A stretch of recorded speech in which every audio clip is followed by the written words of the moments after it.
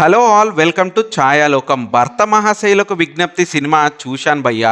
Cinema చూసిన తర్వాత నా పరిస్థితి ఏంటంటే,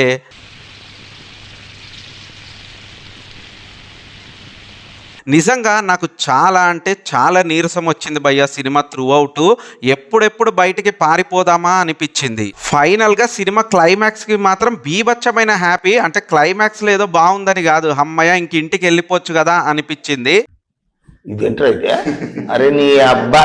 ముందుగా రవణకి నేను చేసే విజ్ఞప్తి ఏంటంటే, అన్న ప్లీజ్ ఇలాంటి సినిమాలు తీయడం ఆపన్నా. నువ్వు కావాలంటే ఒక 5-6 సంవత్సరాలు గ్యాప్ తీసుకున్నా పర్వాలేదు, సరైన కంటెంట్ తో రా ప్లీజ్.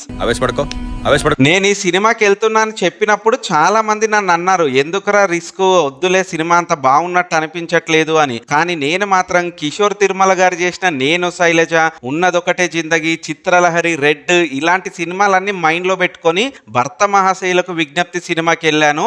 అప్పడం లాగా నలిగిపోయాను భయ్యా. అంతో ఇంతో నన్ను బతికించిన క్యాండిడేట్ ఎవరైనా ఉన్నారంటే అది మన భీమ్స్ అన్నే. సినిమాలో 3 పాటలు పెట్టాడు, ఒక్క ఇంటర్వెల్ కాకుండా 4 ఇంటర్వెల్ తీసుకోరా తమ్ముడు అన్నట్టుగా అనిపించింది. హ్యాపీగా పాటలు వస్తున్నప్పుడల్లా లేచి బయటికి వెళ్ళిపోయి ప్రశాంతంగా అటు ఇటు చూసుకుంటూ మళ్ళీ వెళ్ళి సినిమాని అయితే కంటిన్యూ చేశా.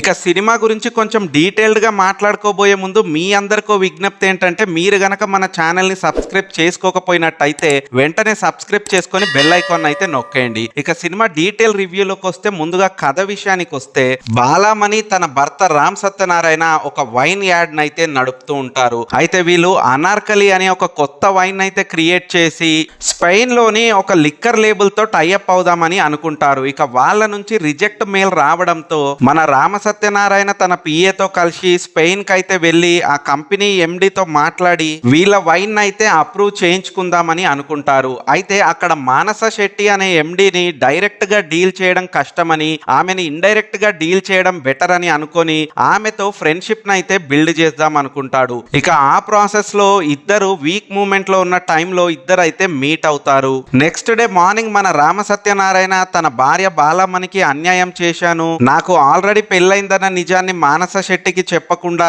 తను స్పెయిన్ కి వచ్చింది వాళ్ళ వైన్ ని అప్రూవ్ చేయించుకోవాలని, ఈ 2 నిజాలు తన దగ్గర దాచిపెట్టానని రీగ్రెట్ ఫీల్ అవుతూ ఉంటాడు. ఇంతలో మానస శెట్టి ఒక చిన్న ట్విస్ట్ అయితే ఇస్తుంది. నైట్ జరిగిన విషయాన్ని ఏది నువ్వు సీరియస్ గా తీసుకోవద్దు, నేను కూడా పట్టించుకోను, లెట్స్ మూవ్ ఆన్ అని అంటుంది. ఇక అప్పుడు ఏ సమస్య లేదు కదా అనుకొని తనకు ఆ నిజాన్ని చెప్పకుండా మన రామ్ సత్యనారాయణ అయితే ఇండియాకి బయలుదేరిపోతాడు. మరి ఏముంది భయ్యా, ప్రాబ్లం ఏమీ లేదు కదా అని అనుకుంటున్నారు కదా, ఇక్కడే ఉంది అసలు ప్రాబ్లం. అదే వీళ్ళు ఈ సినిమాని 2.5 గంటల పాటు తీయాలనుకోవడం. నిజంగా ఫ్రెండ్స్, కథ అయితే ఇంతే, ఇందులో కాన్ఫ్లిక్ట్ కూడా ఏమీ ఉండదు. లేని సమస్యని ఉందని ఊహించుకొని 2.5 గంటల పాటు టామ్ అండ్ జెర్రీ ఆట ఆడుతూ ఉంటారు మనతో. కమిడియన్ సత్య, వెన్నెల కిషోరు, సునీలు, మురళీధర్ గౌడ్, మన రవణ, 5గురు కలిసి ఎంత కామెడీని జనరేట్ చేయడానికి ట్రై చేసినా ఒక్క జోకు కూడా పేలదు. నిజానికి మనస్ఫూర్తిగా నవ్వే సిచ్యువేషన్ ఏ మూమెంట్ లో కూడా కలగలేదు త్రూ అవుట్ సినిమా అంతా.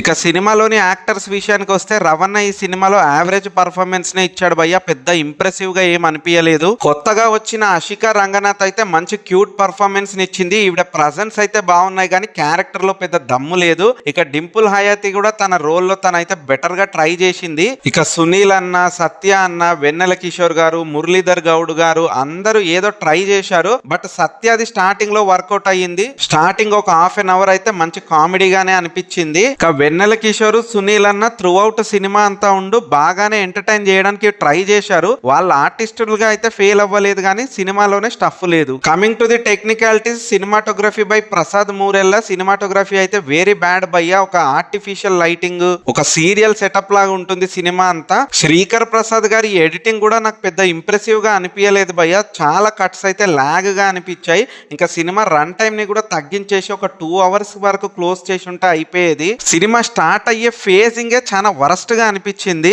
Music by Bheem Ceciroleo. ఈయన బ్యాక్గ్రౌండ్ మ్యూజిక్ అయితే ఈయన స్టైల్లో ఏదో వాయించి పడేశాడు కానీ సాంగ్స్ మాత్రం పెద్దగా ఆకట్టుకోలేదు. బట్ అవి మాత్రం నాకు పర్సనల్ గా హెల్ప్ అయ్యాయి. మీకు ఆల్రెడీ చెప్పాను కదా, అదే మనం బయటికి వెళ్ళి రిలాక్స్ అవ్వడానికి. సెకండ్ హాఫ్ లో కార్తీక దీపం సాంగ్ ని రీమిక్స్ చేస్తూ ఒక వర్షన్ ఉంటుంది, అదైతే పరమ వరస్ట్ అండ్ రొట్ట భయ్యా. అలాంటి అటెంప్ట్స్ ఎప్పుడు పడితే అప్పుడు చేయొద్దు. సినిమాకి అవసరం అయితేనే చెయ్యాలి. ఉంది కదా అని చెప్పి ఏదో చేసినట్టుగా ఉంది ఆ సాంగ్ అయితే. సినిమాలోని ప్రొడక్షన్ వాల్యూస్ అయితే పర్వాలేదు, సినిమాకి బాగానే ఖర్చు పెట్టారు. ఈ మాత్రం ఖర్చు పెట్టడం కూడా ఒక సాహసమే. బట్ ఇదే మనీని ఒక రైట్ స్క్రిప్ట్ కి పెట్టుంటే చాలా బాగుండనిపించింది. ఇక coming to the writer and director Kishore Tirumala గారు, ఈయన గురించి మొదట్లోనే చెప్పాను, ఒక ఇంప్రెషన్ ఉండింది. ఈయన ప్రీవియస్ గా చేసిన సినిమాల లిస్ట్ ని చూసి ఒక హ్యూమన్ రిలేషన్స్ మధ్య జరిగే డ్రామాలతోనే ఈయన సినిమాలు మాక్సిమం ఉంటాయి. అలాగే భర్త మహాశైలకు విజ్ఞప్తి అనే ఫ్యామిలీ డ్రామా కూడా ఉంటుందని నేను ఎక్స్పెక్ట్ చేశా. వీళ్ళు ఇంట్లో ఇల్లాలు ఒంటింట్లో ప్రియురాలు, క్షేమంగా వెళ్లి లాభంగా రండి, సందడే సందడి లాంటి సినిమా తీద్దాం అనుకున్నారు. కాకపోతే అదే ప్యాటర్న్ లో ఫాలో అయిపోయారు త్రూ అవుట్ అంతా. అది మాత్రం భయంకరమైన అవుట్డేటెడ్ భయ్యా. ఒక 30 సంవత్సరాల క్రితం రావాల్సిన సినిమా ఇప్పుడు వచ్చిందన్న ఫీలింగ్ కలిగింది భర్త మహాశైలకు విజ్ఞప్తి చూస్తే.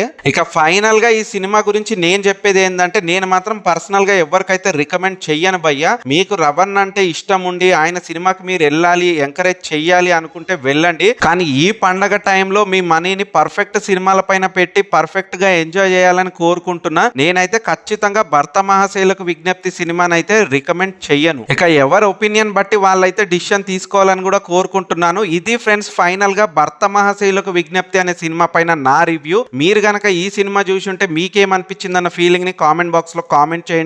ఇలాంటి మరిన్ని ఇంట్రెస్టింగ్ వీడియోస్ కోసం మన ఛానల్ ని సబ్స్క్రైబ్ చేసుకోవడం మాత్రం మర్చిపోవద్దు. Signing off.